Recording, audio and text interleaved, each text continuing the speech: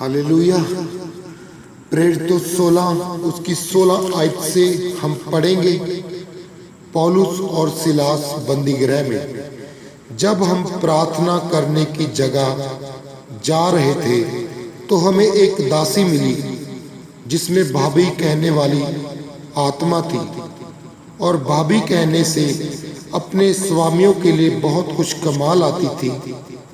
वह पौलुस के और हमारे पीछे आकर चिल्लाने लगी, यह मनुष्य परम प्रधान परमेश्वर के दास हैं जो हमें उद्धार के मार्ग की कथा सुनाते हैं। वह बहुत दिन तक ऐसा ही करती रही, परंतु पौलुस दुखी हुआ और मुड़कर उस आत्मा से कहा, मैं तुझे यीशु मसीह के नाम से आज्ञा देता हूं कि उसमें से निकल जा। और वह आत्मा उसी घड़ी उसके अंदर से निकल गई। जब उसके स्वामियों ने देखा कि हमारी कमाई की आशा जाती रही, यानी कि जो हमारी कमाई का साधन है वो खत्म हो गया, तो पौलुस और सिलास को पकड़कर चौक में प्रधानों के पास खींच ले गए और उन्हें फौजदारी के हाकिमों के पास ले गए और कहा, यह लोग जो यहूदी हैं हमारे नगर में बड़ी हलचल मचा रहे हैं और ऐसी रीतियां बता रहे हैं जिन्हें ग्रहण करना या मानना हम रोमियों के लिए ठीक नहीं। तब भीड़ के लोग उनके विरोध में इकट्ठे होकर चढ़ गए और हाकिमों ने उनके कपड़े फाड़कर उतार डाले और उन्हें बेत मारने की आज्ञा दी। बहुत बेत लगवाकर उन्हें बंदीगृह में डाल दिया गया और दरोगा को आज्ञा दी कि उन्हें चौकसी से रखे। उसने ऐसी आज्ञा पाकर उसे भीतर की कोठरी में रखा और उनके पांव काठ में ठोक डाले, यानी लकड़ी के फट्टे उनके अंदर खांचे बनाकर उसके पांव और हाथों को बांध दिया गया। अब इस वचन से हम सीखेंगे, दुष्ट आत्माएं जानती हैं कि परमेश्वर का कौन दास है, कौन परमेश्वर के काम करता है, और ये नहीं चाहती कि परमेश्वर के काम हो। जब वो चिल्लाई तो उसने क्या कहा कि यीशु के नाम से निकल जा। वो निकलने के बाद दूसरे लोगों के दिमाग में बैठ गई और उन्हें तैयार किया कि इनको मारे पीटे। किसको? पौलुस और सिलास को। और यहाँ तक कि उनको पकड़वा दिया और बंदीगृह में डाल दिया। लेकिन मैं आपको बताना चाहता हूँ भाइयों और बहनों, अगर आपको कोई कष्ट देता है, बंद करता है, बांधता है, तो परमेश्वर में छुड़ाने की ताकत रखता है। अगले वचन में हम सीखेंगे, इस वचन में उनको बांध दिया, अगले वचन में परमेश्वर उनको छुड़ाएगा।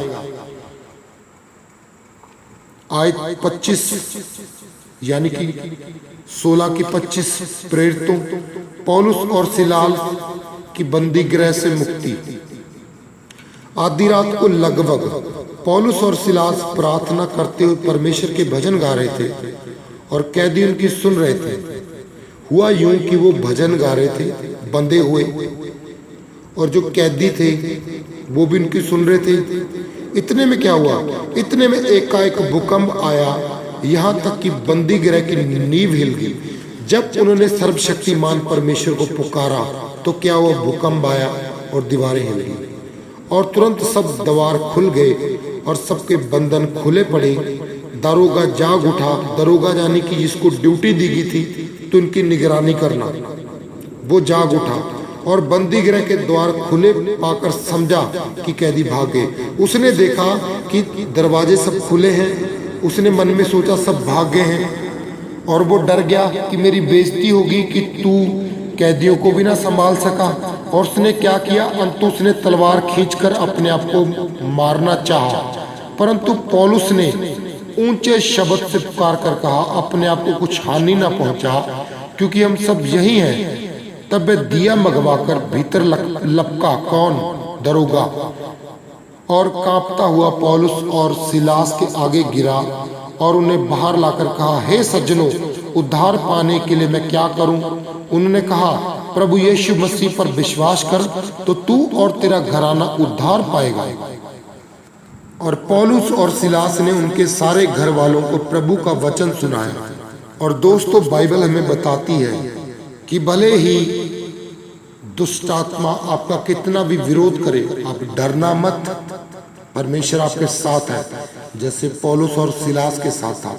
और अब मैं आपको एक चीज और बताऊंगा, अगर आप बड़े से बड़े बंधन में हैं जो नहीं टूट रहा, मैं सच बोल रहा हूं क्योंकि परमेश्वर का वचन कहता है, जैसे पौलुस और सिलास ने सच्चे मन से रात को परमेश्वर की वर्शिप की, उसका भजन गाया, भजन गा के परमेश्वर को पुकारा, तो परमेश्वर ने नींवें हिला दी, उनके बंधनों को तोड़ दिया और याद किया, आजाद कर दिया उन्हें। और साथ ही साथ जो दरोगा उनके ऊपर ठहराया था निगरानी करने के लिए, वो भी उनके पैरों के आगे झुक गया और कहा मुझे भी तुम्हारे जैसा उद्धार और आनंद चाहिए। तो उन्होंने प्रभु यीशु मसीह का वचन उनको सुनाया और दरोगा यानी कि वो सब जितने परमेश्वर का वचन सुन रहे थे, सबने उद्धार पाया। सबको जय मसीह, आमीन।